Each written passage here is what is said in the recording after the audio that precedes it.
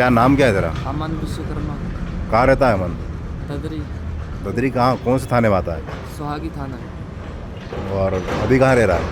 अभी रहते थे झूला मोड़ शुक्ला राइस मिल के पास।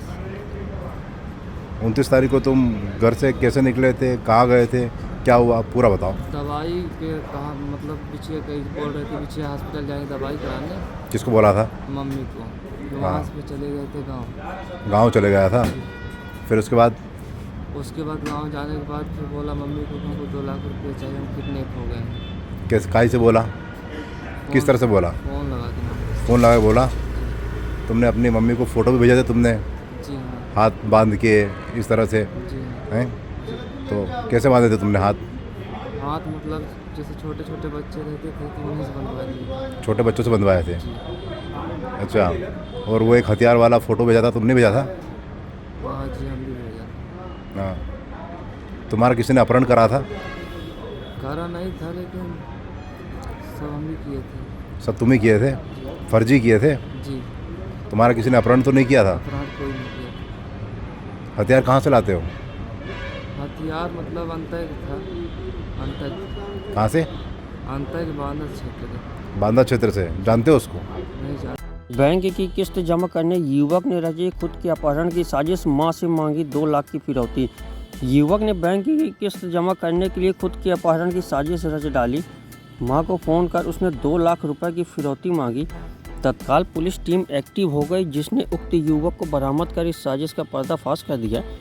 समान थाने के झूला में रहने वाले अमन विश्वकर्मा 29 मार्च को इलाज करवाने की बात बोलकर घर से निकला था, जिसके बाद वह लापता हो गया। बाद में उसने मां को फ़ोन कर अपने अपहरण और आरोपियों के द्वारा 2 लाख रुपए की फिरौती मांगने की जानकारी दी।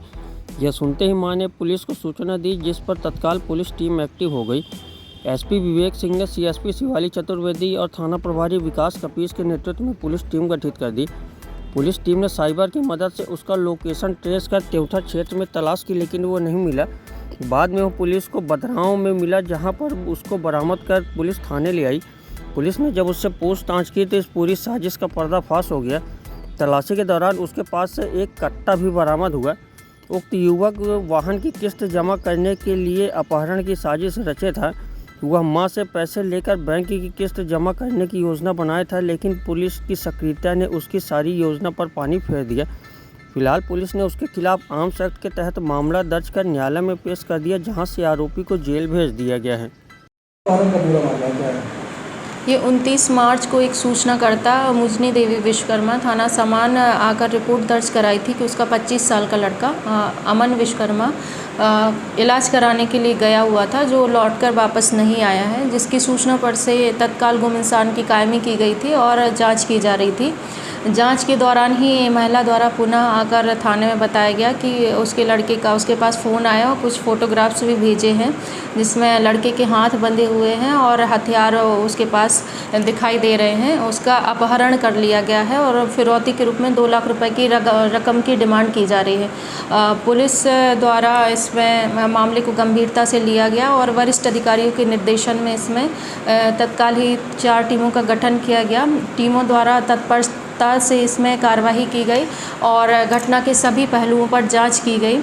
और जांच के दौरान और तकनीकी एनालिसिस के दौरान ये चीज़ सामने आई कि घटना संदेहास्पद है और इसमें जब आरोपी की पता तलाश की गई तो 1 अप्रैल को आरोपी दस्तयाब हुआ बदराव के पास से।